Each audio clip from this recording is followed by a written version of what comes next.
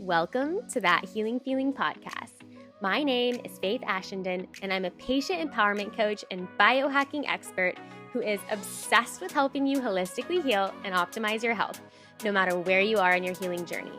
I've created the first and only comprehensive patient advocacy framework in the world today, which has helped thousands of women from all over the world hack the system and get their health back.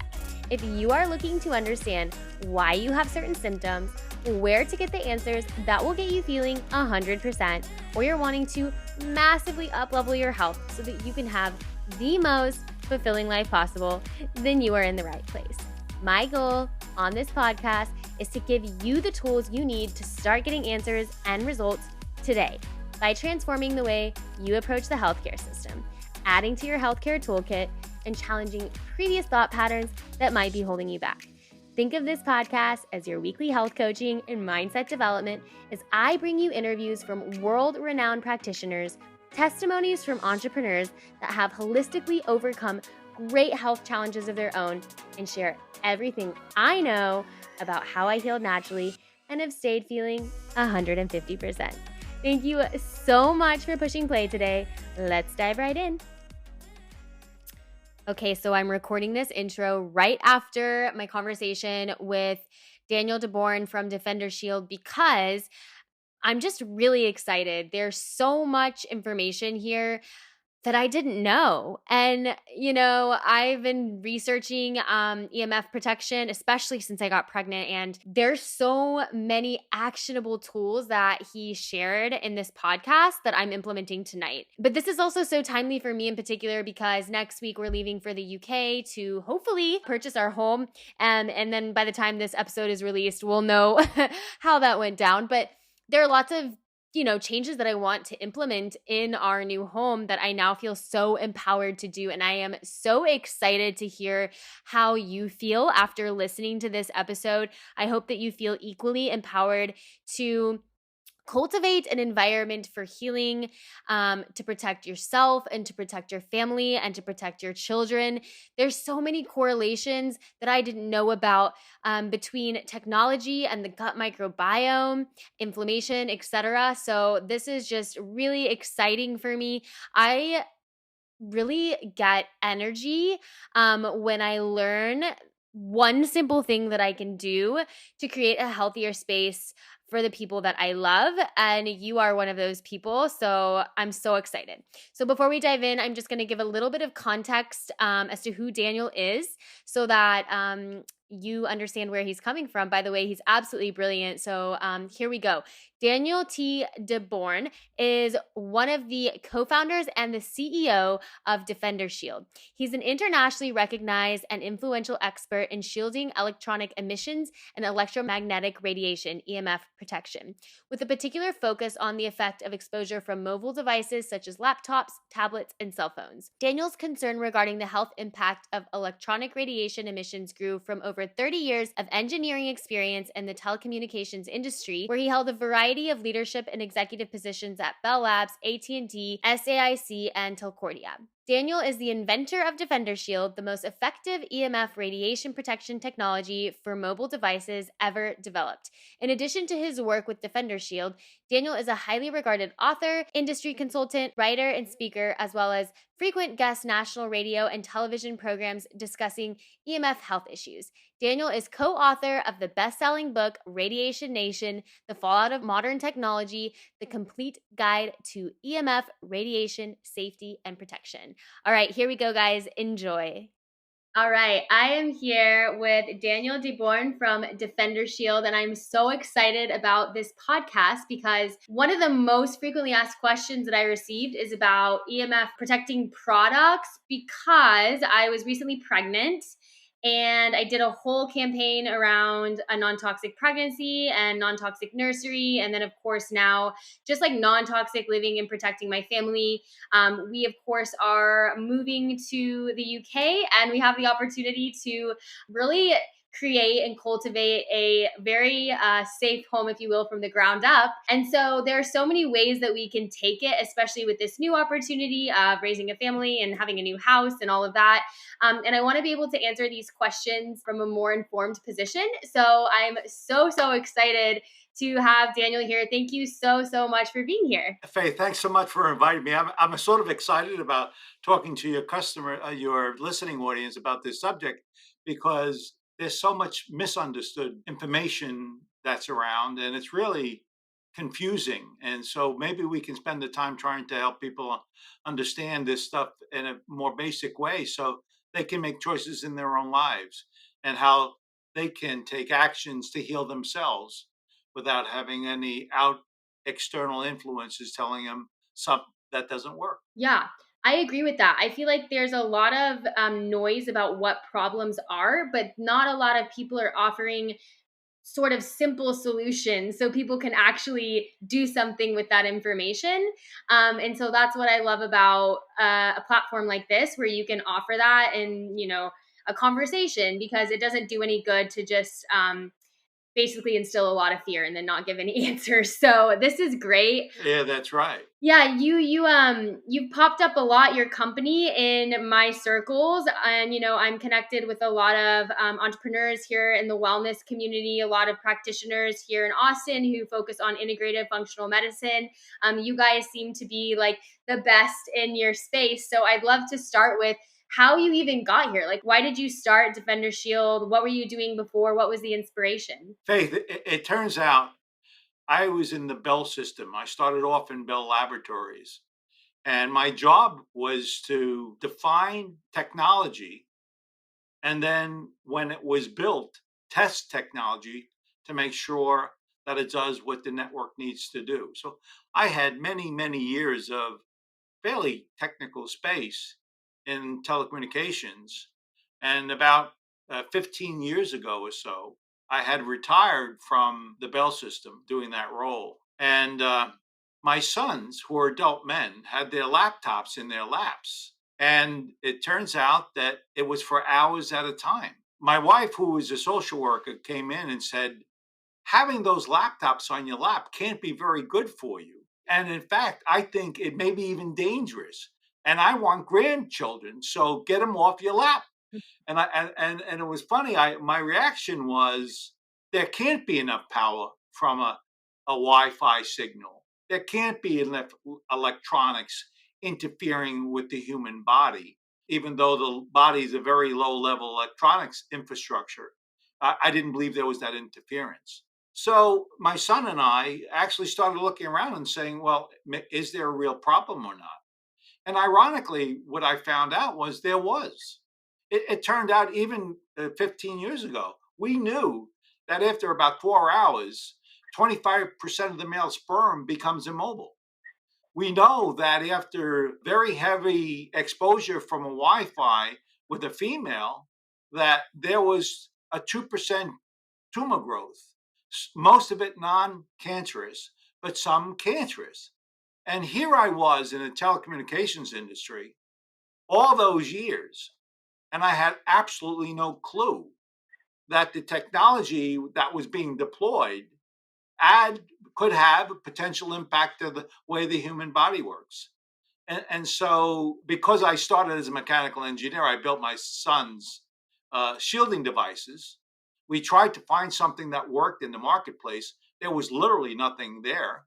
And because I had a bit of knowledge about this stuff, I actually produced products for my sons to use. And then they had their friends, and then their friends had their family members. And all of a sudden, I'm in the business of producing products that shield the human body.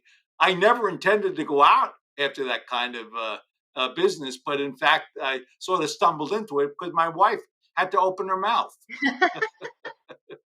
There you go. Wow, that's an incredible story. And so at what point did you actually build? Like, what year was it that you started building the products? Out of curiosity, because I know I'm sure you have competitors now. There's more people in the space. At the time, there must have been no one. There was literally no one really in the space when we started.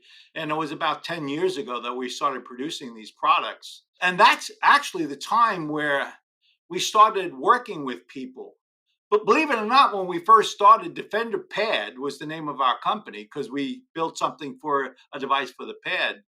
We were selling products to people who were in Europe, not in the US. It turned out Europe seemed to be a little bit more aware than the US about these kinds of technologies around the human body. And so we started building these things, and it's a fairly complicated problem. So we built fairly complicated product, and it was the Defender Pad, and it was for being between your laptop and the groin area, which, by the way, is the softest tissue of the body. Any soft tissue of the body is where you got to worry about the brain, the breasts, the heart, the groin. Those are the susceptible parts of the body to these kinds of things. So we went on for a few years, and there was a story that I read, and it was about a couple who had a 6-year-old child that demanded she get a cell phone, and they ultimately gave in and gave the child a cell phone. And within 1 year, she had a frontal lobe cancer and passed away. And the parents said, that's got to be the cell phone.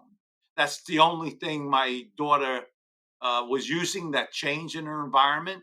She was a healthy girl, educated, athletic, and that's what they committed. And it disturbed me because I knew that the shielding I developed for my sons for the laptop was the same kind of shielding you could use to protect yourself from a cell phone when you had it close to your head. And then all of a sudden, now we're starting to build cell phone cases to help people who use cell phones. And actually, that's how we started. We began building based on sort of what we saw in the marketplace that was sort of needed, and it just gets on expanding and expanding and expanding. And it was all about when you put today's electronics close to your body, you're safe. And Faith, you got to realize that it's only the last 10, 15 years that we've had all these electronics around us, right? Before that, even if you had a cell phone, which I had, I used it for only a few minutes a day, and it was a big brick that sat next to me. And I would dial my friends, but I couldn't talk to many of them because they didn't have a cell phone. And so the standards that were created to protect us from cell phones was based on a 6-foot male. So using a phone occasionally. You fast forward to today, and what we have is 6-year-olds talking to grandma for an hour a day. And all of a sudden, the use of the technology and it all being around us changed significantly. And it does influence the body. And we're going to talk a little bit about that today. And it's because everything is transitioned, and it took 35 years or so of smoking cigarettes and having the linkage associated with those cigarettes. But ironically, Faith, the scientific community knew that there were links 30, 40, 50 years ago. It's just that it wasn't public knowledge. Guess what? That's what's happening today. We have the same kind of conditions where a lot of research has gone on in recent years. There's clear evidence of linkages to the body, and some serious, some not so serious, but it's clearly happening, and we need to be aware of it, particularly if we want to make sure we're in a good, healthy space with our lives and our children's and families' lives. Yeah, I mean, and it's interesting because it's sort of similar in sort of all the areas that I talk about on this podcast in your life that you can change to be just a healthier person. The evidence is there. Even if you talk about just food, for example, because that's something that everyone can relate to, or the products we use in our house. Yeah, You say Europe. Well, of course, Europe is the same with products. They ban tons of chemicals that we know are toxic, yet we're still inviting them into our homes right. because we assume that if they're on the shelves that they're safe because someone out there has approved it. But that's not the case. No one's really looking into it. Not at all. Right. And so we're bringing these things into our lives in our homes. And then when we go in the traditional allopathic medicine model to see a practitioner, there's no there's no conversation about how our lifestyle impacts what we're seeing in and on our bodies.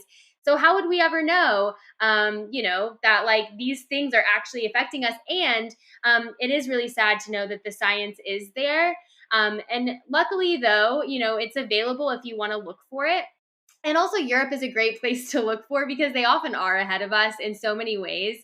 You see it in the food, you see it here, you see it in the chemicals, you see it in the medicine, and in the chronic illness space. It's huge what they're doing to support people. We don't have that same structure here in America, but that's very interesting that Europe was, your first customer, and that doesn't surprise me at all. Yeah. Um, in America, what kind of people were purchasing your products at first, just out of curiosity, when you started to kind of like get into the American market? But the kind of buyers very early on were not technology people, believe it or not, and which I thought because they could think it through why I need it. Yet, ironically, they weren't the buyers.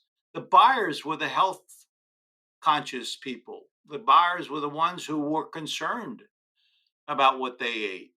Um, this the circadian rhythm of their lifestyle. They were the ones who thought maybe there's some concerns that we should be thinking about, and they were the ones looking for solutions. So it's really been those who are concerned about their health that has been our primary target, and we've gone from there.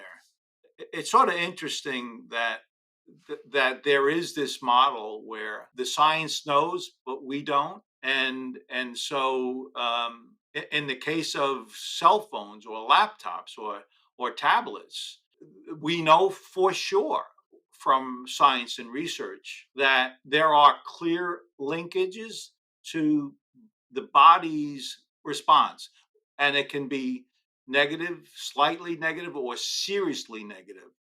Let's start with the seriously negative. We know for sure that there is so much research that talks about how a signal from a cell phone can touch a cell and irritate that cell so much that it can penetrate the cell with calcium, the calcium channel. Your own body actually creates the calcium penetration of the cell. That can lead to a mutated or DNA damaged cell ultimately, which can cause potentially cancer like things. It's a relatively small population, but there's no question we have the federal government, for example, 10 years ago, started a $50 million study that was an epidemiology study. And what they were trying to find was a linkage between cell phones. So their epidemiology study was set up where they actually looked at huge populations and which made it statistically significant, by the way. And they had uh, results after 10 years that showed statistically significant elevations of frontal lobe cancer to the brain and to the heart. That was reinforced by studies from the Ramazzani Institute out of Europe, Italy, actually. And they did the same kind of epidemiology study, totally independent of the US study. And they found literally the same findings that there was these direct links. But Faith, those are not the kinds of things I worry about really terribly. If you're extremely heavy cell phone user or extremely heavy laptop user close to your body, there could be those problems, but it's more likely that the problems you're going to experience are headaches. You're going to experience tingling of the eye, your ears ring a bit. You may have foggy thinking. May not be able to remember exactly what you think you're trying to remember. Your sleep may be disrupted. And in fact, you may be experiencing neurological issues or physiological issues. There's really all of the above that is influenced by the closeness of technology to our bodies. And in fact, something like about 20% of us are considered electro hypersensitive. That means when you're in a room and there's a Wi Fi in the room, you may get a slight headache. You may sit in the chair and fall slightly asleep. And that's a derivation of oxygen to the brain. and it's being influenced by the RF signal coming from the Wi-Fi. So let's think about what are the sources that are around this RF world that we should be thinking about. When you have a cell phone in your hand, you have a cell connection from your cell phone to a cell tower, and that's up to 5 miles, actually, that signal can go. You also have a Wi-Fi transmitter in a cell phone, and you have a Bluetooth transmitter. So out of one device, you have three separately transmitted signals coming from that device, and you don't even know it. You can't smell it, you can't see it, you can't hear it. But as I said, 20% of us actually can feel it. By the way, that 20%, 80% of women that for some reason or another, electromagnetic radiation impacts women more so than men. And so you're going to be the one who has the infertility, the pains in the body more so than men do. And so you're more the canary in the coal mine than a man is a canary in the coal mine. And when you feel something, it is really real. There are biological responses to these kinds of things that can lead to chronic illness, and it can lead to severe chronic illness. So it's not something you want to ignore, particularly if you're a female or a male with hypersensitivity, because in time it gets worse. You probably have heard of oxidative stress, right, Faith? Yeah. It's used in the medical community all the time, and as you may know, that's a free radical ratio to oxidants, antioxidants. That's a very simple way of looking at the problem. It actually is far more complicated than that. You and I are in the woods and we see a bear. We decide to sit there or run. It's a flight response to a condition. Well, the body does the same thing. They call it cell danger response. When the body feels this RF signal that we can't see, but we can feel, the body says, I'm not going to give you that protein I'm supposed to do. No, I'm not going to do what I'm supposed to be doing now. I'm not going to repair myself in the cycle because of the exposure.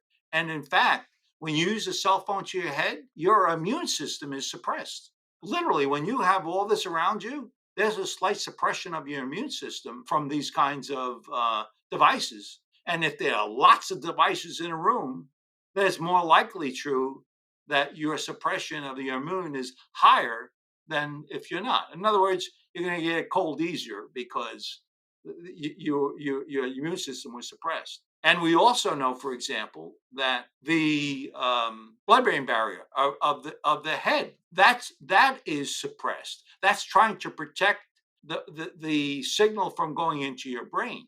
And when it's suppressed like that, actually could potentially go further in, like any contaminant can if the blood-brain barrier is down. So we talked about the standard for a 6-foot male, and we talked about penetration. The standard was based on the 6-foot male, and that standard was for males. And it allows the signal to penetrate 1 to 2 inches in the head and heat up by 2 degrees. Why heating up? Well, a Wi-Fi signal is 2.4 gigahertz. It's the speed of the signal. Microwave is 2.3 gigahertz.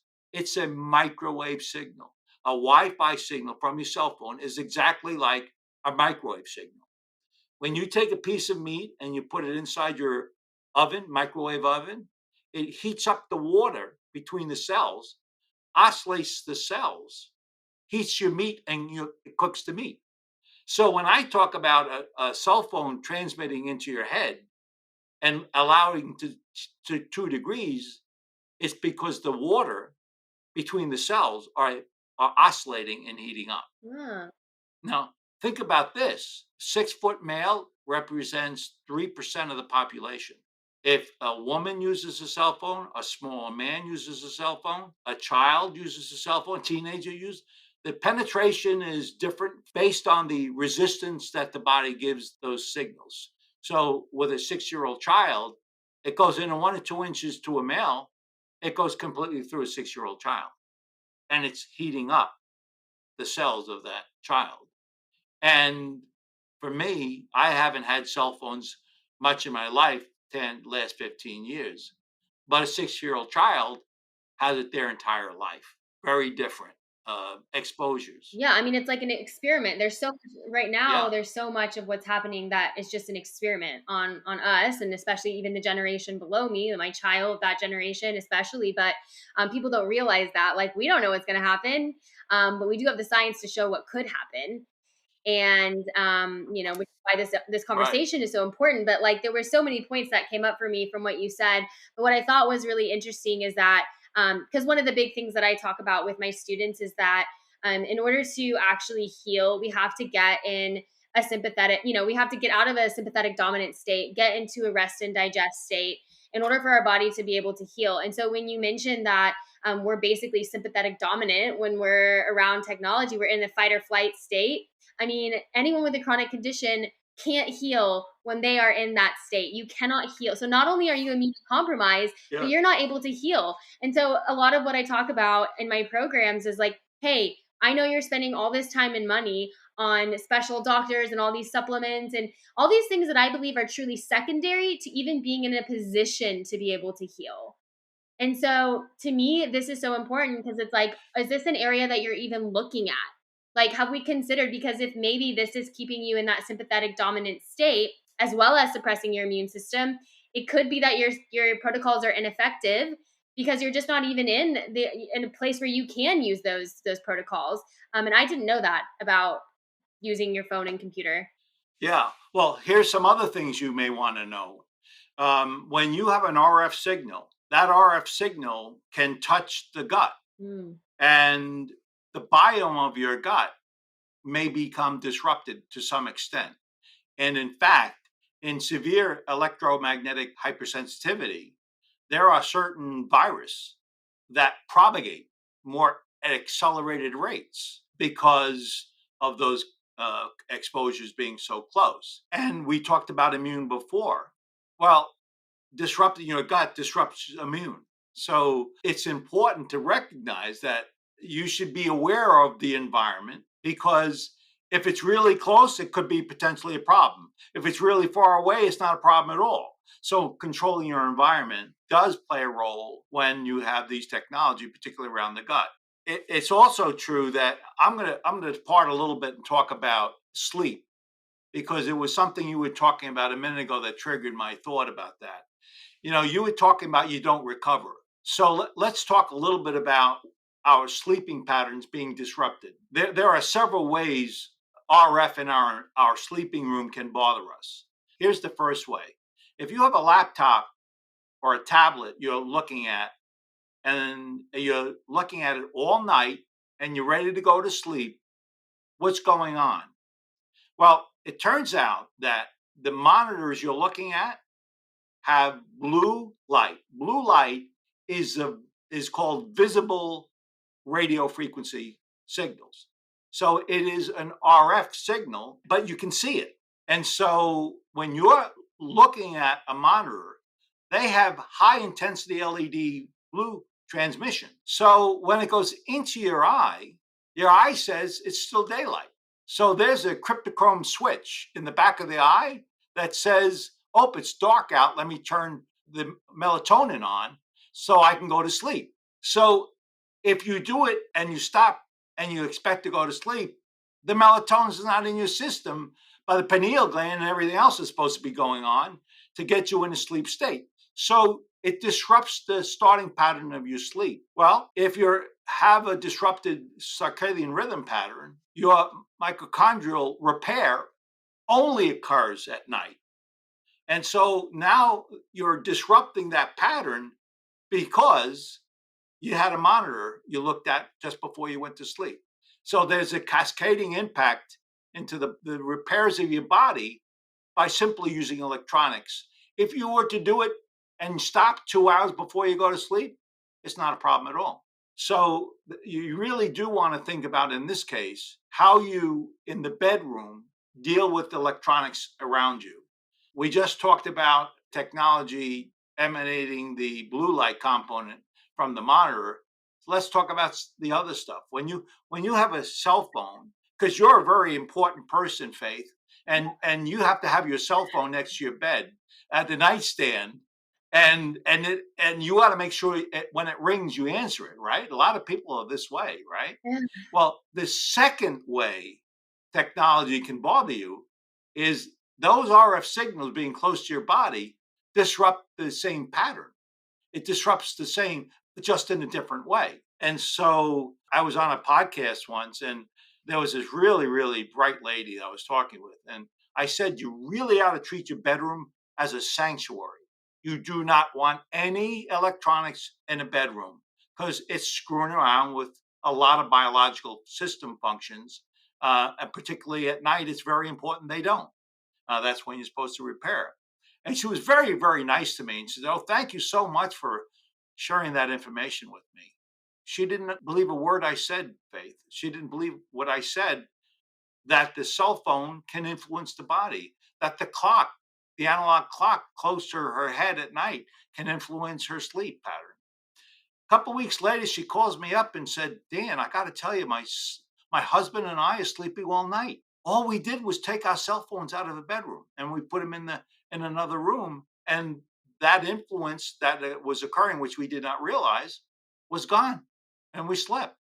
So in this world, it's very, very important that you manage the sanctuary of the bedroom, because that's sort of like a very important part of the health healing occurring with the human body. And simple actions fix complicated problems. Yes, I agree with that so much. I often say that it's the simplest things that for whatever reason we aren't doing, like waking up and drinking the right amount of water, replacing minerals, getting in the sunlight, moving our bodies, putting our feet on the ground, removing technology. Like these are free for the most part that you can do that. Why don't we try that before we get some crazy diagnosis? Like, why don't we just at least master the basic things, is what I always try to encourage people. Like, just try it. It's free. Worst case scenario, it doesn't help. Best case scenario, it fixes everything. You're probably going to be somewhere in the middle.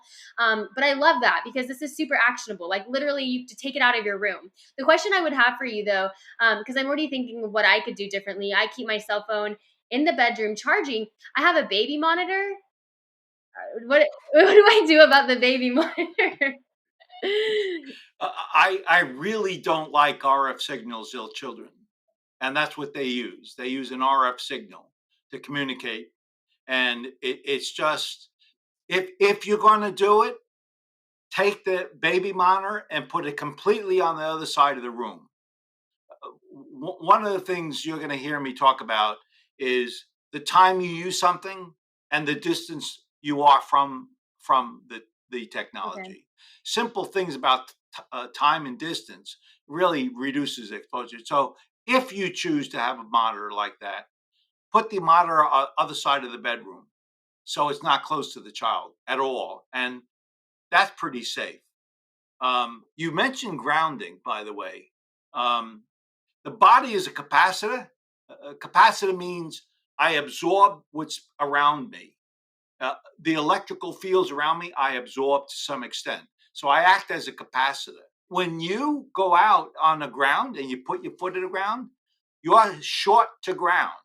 In other words, any electronics that shouldn't be there will find a path through your foot in that short. And all of a sudden, you feel a little better. The reason why is you had excess buildup of electronics that was from the environment you were in. And the way you simply fixed it was simply touching the ground. Wow. You were the short to ground with your foot, and that's why people feel better. The imbalance, the body is a very, very highly sensitive electronic operating system. And when you just disrupt very little bit of that, it may have a very drastic change. So the grounding, I love grounding. In contrast, by the way, you do not want to use excess grounding because you ground too much. And there are companies who sell all the grounding products and how they're good for you when you sleep, when you're awake. That's not true. You're still exposed, and it's not necessarily true that you need a grounding source. Why? Because you're a lightning rod to that electricity around your body. And when you're on a grounding pad, it goes directly to ground through you, which disrupts your own body function. So you got to be careful that you don't do too much with grounding. You mentioned pregnancy before, and I want to make a comment about that.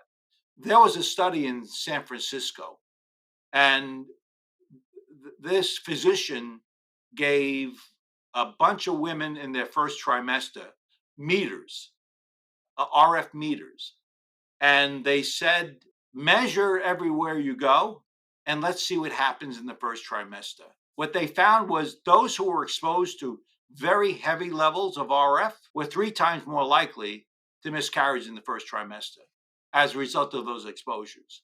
When you talk about ADHD or other baby born concerns and problems that occur, they potentially occur in the womb.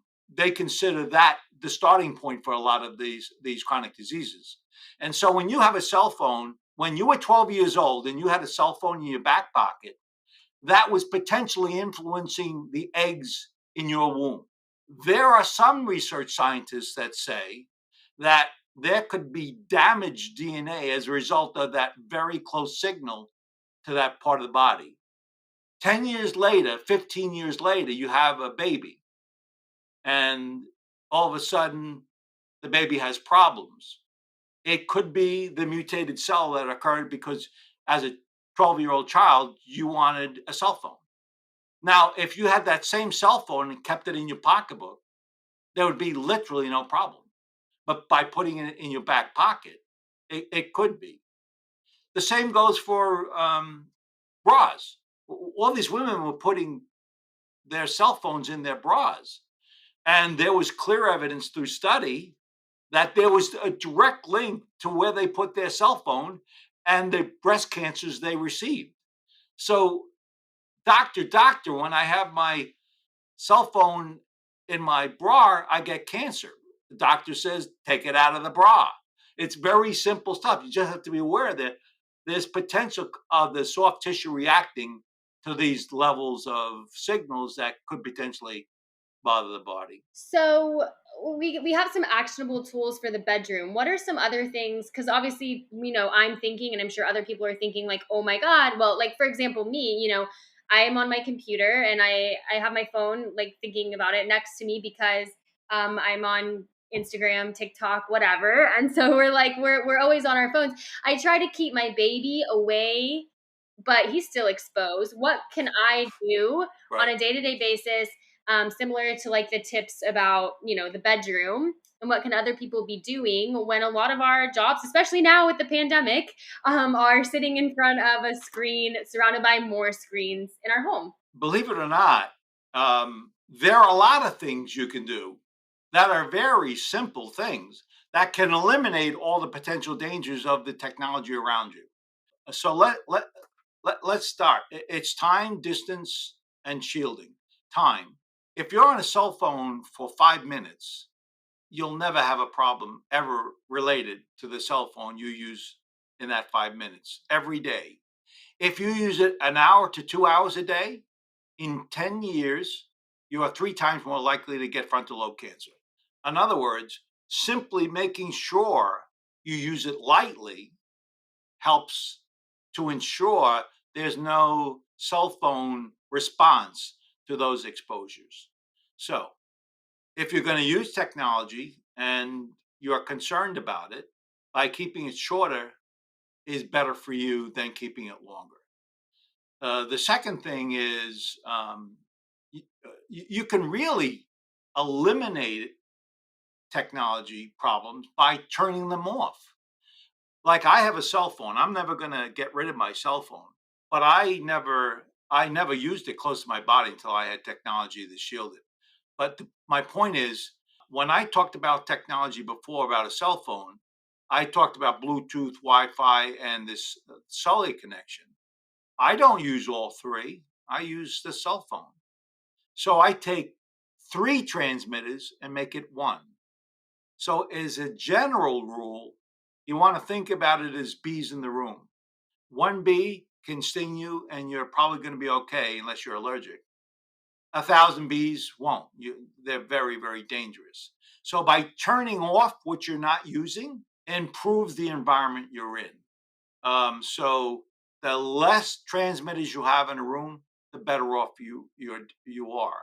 If you have your laptop, cell phone, your kids have their laptop, cell phone, your husband has their laptop, their cell phone, do they all need to be in the same environment? And if they do they all need to be turned on? I'm going to depart a little bit. When you have your child in the classroom, you and I are in the back of the room, and on the right front corner, we have a 55-gallon drum of gasoline open in the room. And we have the multiple organic compounds, the gases in the air, the fumes in the air going into the air. On the left-hand side, we have a welder welding a bunch of steel up, smoke coming out of the room. And then in the back, we have a Wi-Fi transmitting in the classroom. All three of them are considered to be carcinogenics, potential cancer-causing agents. And so, like, if we don't want a 55-gallon drum in the front of a classroom, the World Health Organization says you probably don't want the Wi-Fi either. They're all to be carcinogenics. So in other words, you really want to be careful about the environment that you're in by controlling the substances, the chemicals in the air. You talked about it before. This is just another potential toxin. It's something the body hasn't figured out how to work with. Mhm. So just like you would cap a cleaning agent so that volatile organic compounds don't go into the air, you want to cap the transmission of these signals. Another thing is, in my house, I don't use Wi-Fi. I use Ethernet for all my devices, except my cell phone, which I leave in another room, not near the living quarters. But by simply managing sort of the technologies to be wireline, Ethernet connected laptop or other devices I have, uh, not using the Wi-Fi, I reduce all those potential sources of concern that you would have. So simply being aware of turning stuff off improves it. And then finally, if you have a cell phone to your head, that's probably the most concerning for potential body response. By 1 to 2 feet, 80% of the potential dangers are gone. Wow. By 4 foot, 98% is gone. So simply by pushing it away from you a little bit, you're pretty safe. I had a router, and when I did, I had it in the garage. They go 1,000, 2,000 feet, right? And when you're really close to a router, that's not so good. When you have it far away from you, that's better. Well, I also had a timer on my router. I had a Christmas tree light timer. It would go off at night when I'm sleeping and go on during the day. So simple things like reducing those technologies that are transmitting at night by turning them off and then turning them back on, you won't even have to remember to do it. But yet your whole household is more safe as a result of it. I love that. So I would ask you then the next question is, let's say you have to have a phone conversation using your phone. What do you recommend using instead of talking on the phone? Like I see you have like a cord, maybe a headphone cord in. Do you recommend just plugging something in and having a conversation? So the best possible thing is you have a cell phone 4 foot away from you Hmm. and you have on speakerphone. Okay. So there's no closeness of the signal, right? If you have a cell phone with a wire to a pair of earbuds, that's much better. Well, I actually built a product that removes the electrical signal of that wire, and I convert the signal to an acoustical signal. And I'm using earbud that's an acoustical ear link to my, and there's no electronics that are coming up into my body. So there's a lot of things you can do to just eliminate this stuff by using it. And I actually, with my cell phone, I have a shield on mine, and I don't worry about the signal going into my body, and I still allow the signal to go to the cell tower. and I have no problems doing it that way. I don't interfere with the signal. So there are a lot of really simple things you can do and manage and never have any technology around you to help mediate this just by using simple time distance management. um, Never put a cell phone in the back of a walker for a kid. Why would you do that? That signal is so close to this your child's head, it can influence it. Put it in your pocketbook, away from the child and away from you, and you still can get phone calls and answer it. And you're not going to throw your technology away. I'm not going to throw mine away, and you don't want to go nuts about it because it's going to stay in our environment, and eventually our bodies will figure out how to deal with this. But in the meantime, you're the architect of your own destiny, as you talk about, and in this case it's true here. If you don't change your environment, no one else will. And I suggest you don't rely on governments to decide if you're safe or not, because that's not very wise. And in fact, the federal government just approved what's called 5G, the fifth generation technology, and there was not one scientific study about its safetiness to the user, not one. There are now litigation with the FCC and appeals courts, federal appeals courts, that are talking about the government not making the correct decisions, and it's likely they're going to lose. But there'll still be 5 to 10 years about this technology that's going to be in an environment before things change. In the meantime, it's always smart to take precautionary measures to help your environment and yours and your family's environment. Simple things do a big thing for you. Yeah, and so what about just out of curiosity, would it be better to spend time, because I'm just thinking for me, like I have to, and a lot of people who are listening, do a lot of their business on their phone when they could maybe do it on their computer. Would it be better to put your phone away and off and just be on your computer for the stuff that like has to be done, like if you're emailing or whatever, that you have to do for work? I'm a real fan of laptops a short distance away. When you Okay. have that laptop away from you, um, eh, that distance is keeping you safe. So there's no doubt. My laptop, I have it on an Ethernet connection. I've eliminated the Wi-Fi, and I that's the probably most likely biggest concern you would have. And monitors today, the monitors of a laptop. In this case, by the way, I have a laptop working here, but I have a large monitor in front of me. Monitors today don't transmit a lot of RF, or yeah, RF and ELF, excuse me. And so by taking a device, the newer monitors, and putting them a little bit of distance away, and your laptop on the corner of your desk farthest away, you're pretty safe. Hmm. So simple management of those technology around you will keep you safe. I love that because I'm just trying to think again, like that's something that so many people can do now. Plug their computer in, put it far away, get a nice monitor, make that what you use as your screen, and then Yeah, that's not out of the question for many people. That's a great solution. Again, just because I know so many listeners are thinking, well, I sit at a desk all day, it's kind of like trying to manage the lifestyle changes and mixing it with the reality of the modern world. So I love that. So let's talk about like your solutions, what you offer, and how they can support us even further. Because um, I think there's still a lot of room for that. I mean, I have your laptop protector, and then I've had a like shield on my phone since I got pregnant. But I'd love to learn more about what you make and how they work. let's do that. Um, Before we do that, I'm going to talk about chronic disease.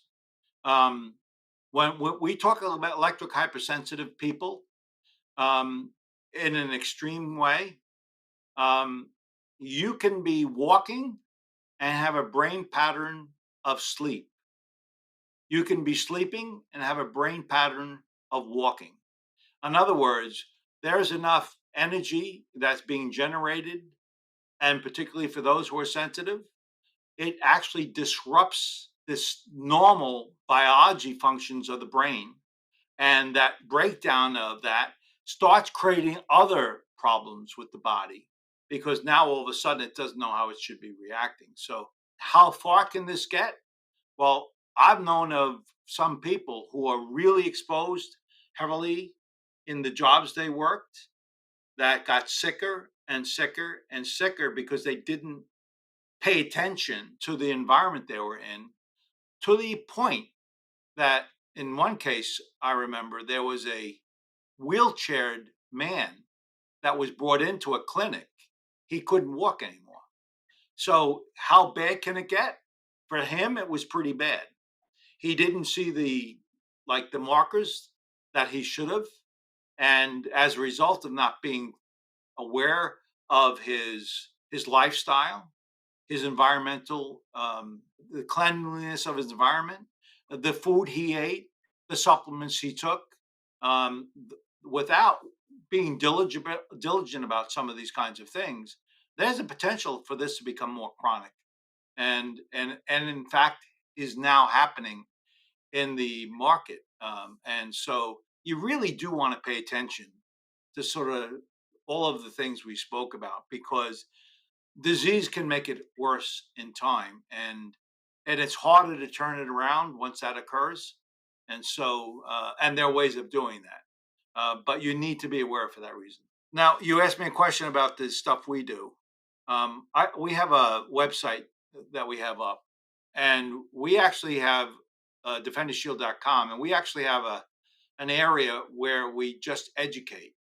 It's our educational section, and we talk about all the studies, the linkages to diseases that we know about, all the science we understand. And so we always encourage people to take a look there so you have a better sense of what's going on in your environment. And I don't know if you were aware of Faith. We actually wrote a book, my son and I, Radiation Nation. And Radiation Nation, I we really wrote it for moms. We didn't write it for the engineers. We wanted to make sure that you have a sense of what it was that was now being introduced in our environment, and what are the actions you can take.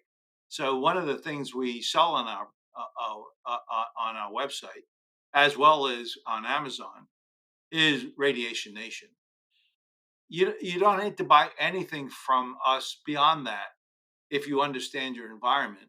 And these are good sources for getting some better sense of what it is and what it's not.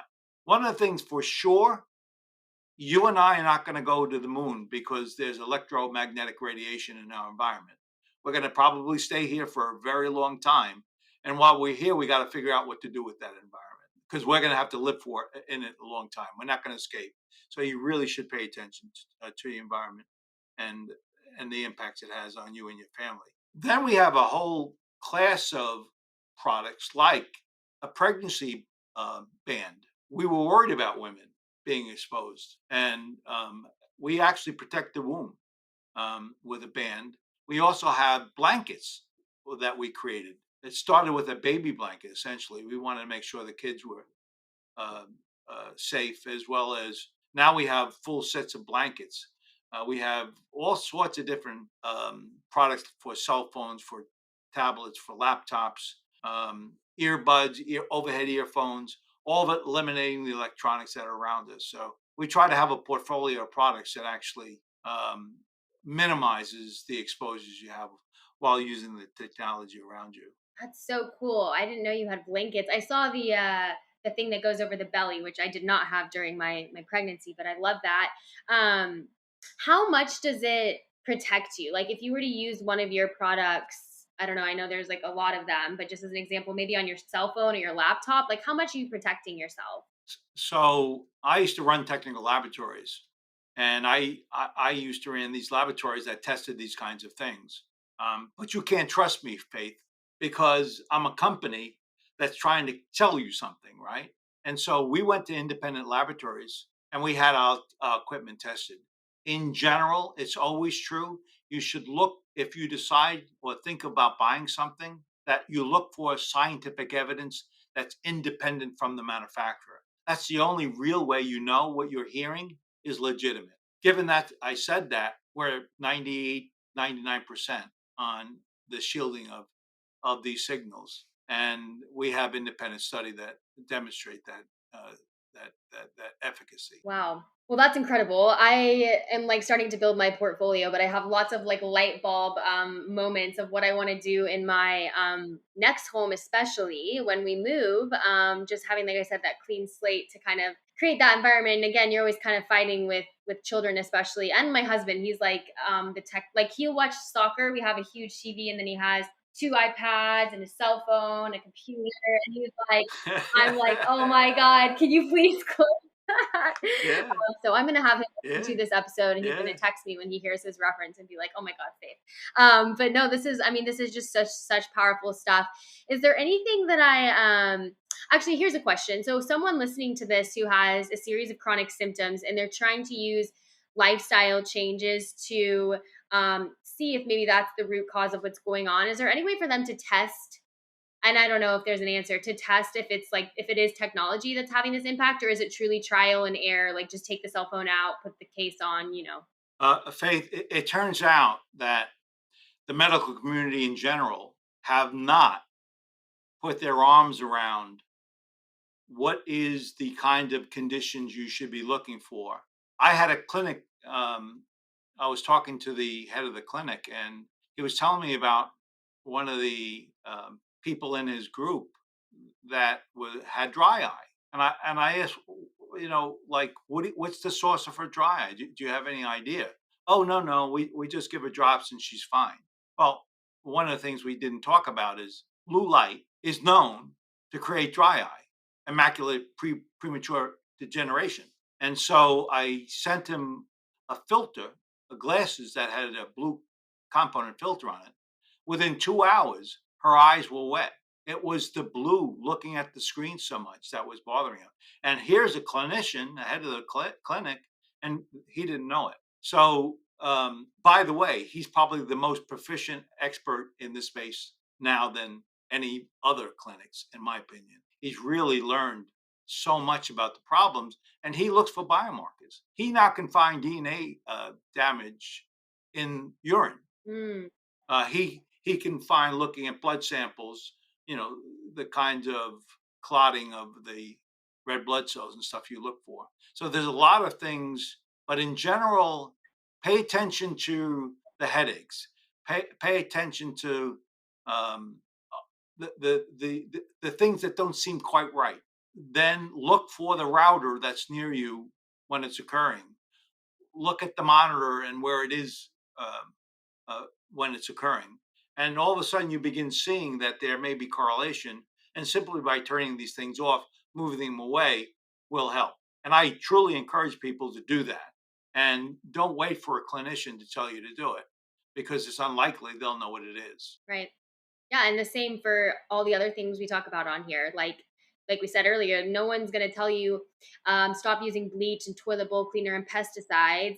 You know what I mean? Right, right. Or maybe, Yeah, and exactly. even the most basic concepts like eat organic or whole foods. Like, I had a chronic condition for 10 years, and at no point did any doctor tell me, hey, and to be fair, I am lucky because I was raised eating healthier, but even still, nobody said that the what you eat is going to impact your autoimmune antibodies, until I found the right doctors and of course changed my diet and I healed. But yeah, these all of these things are examples, like you really have to take it into your own hands. So this has just been so informative. I know this is something that you know in and out, but I'm sure you're not surprised that for most people this is like life changing. So Faith, we didn't talk about this very much, but the stuff you eat mhm. to maintain the peak performance of your body is really, really, really important for electric hypersensitive. Mm, Their resilience is really based on their own system response to the environment they're in. And if it's debilitated for whatever reasons, you're more susceptible to the environment you're in. So I can't stress enough the importance of biome. In fact, to the extent where there's prescriptive probiotics that now is being correlated to how to improve electromagnetic hypersensitivity.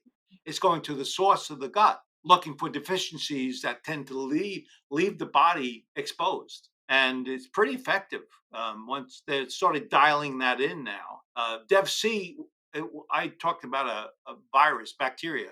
DevC is a pretty dangerous bacteria within the biome. And most electric hypersensitive have elevated levels of DevC.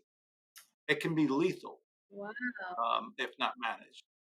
So it is really important to try to, when you have a headache and you can't get rid of it, and the doctor says take 2 aspirin, be aware, as you were with your illness, it took 10 years before they realized your biome plays a predominant role in your body's ability to respond in the environment. And that's interesting because this could be what sets off the cascade effect, because if that compromises your microbiome, and then of course you're susceptible to everything else, and then you turn on the bad genes, and then you have these flares of autoimmune conditions which result in being susceptible to mold toxicity, and then it just goes, and then it's about kind of unwinding, Right. like where did this come from, how does this even happen? And it does all start in the gut, but that's a fascinating connection that I had no idea about. Here's another point, Faith. We talked about cell danger response, CDR.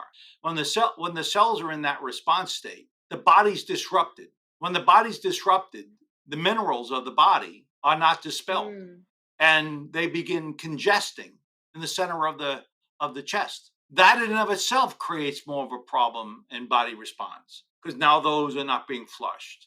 And so by removing these elements in your environment, it takes you out of CDR, the body's response, and you start flushing out the inappropriate toxins of the body, the minerals of the body that are in excess, and putting your body back to a more normal state, which enables you to deal with these environments. So it's important to manage. So, you would say that like chronically ill people are more susceptible to being sensitive to this than someone who's healthy, right? Oh yeah, no question about it. Faith, I know you realize that inflammation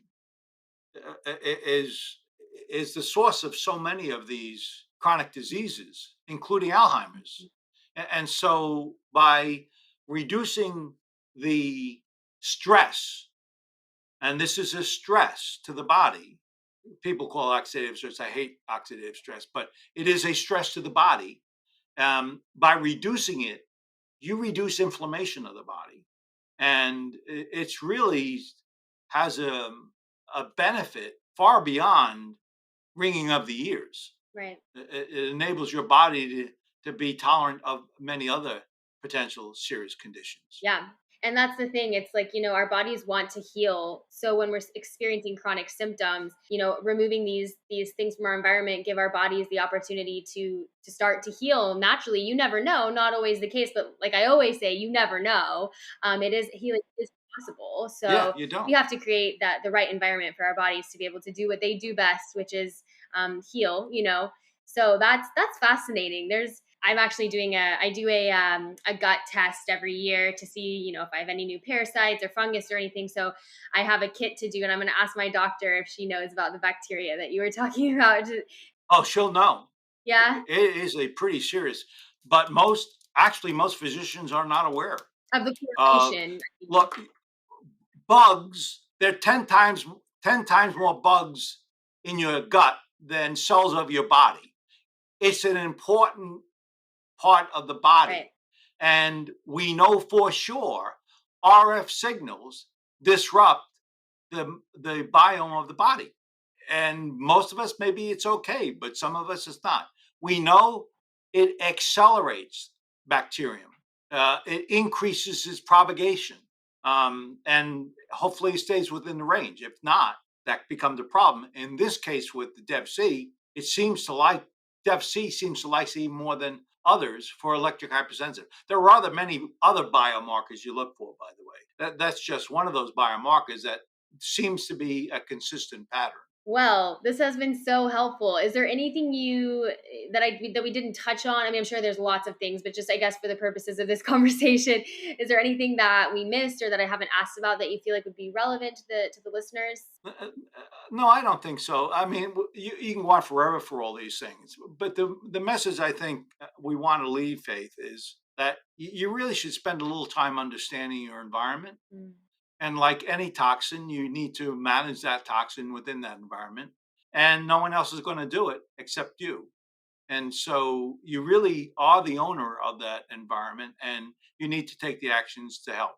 If you do those simple things, you really create a safe environment for you and your family. So take the action to make sure you do the things that minimizes the dangers of your environment. Yes, and don't wait until you're sick, because Right. it's so much longer. I People who work with me, they usually are already like in that place where they've been sick for 10, 11, whatever. They find the allopathic medicine model isn't set up to support people with chronic conditions. But I'm trying to reach more people who are interested in optimizing their health.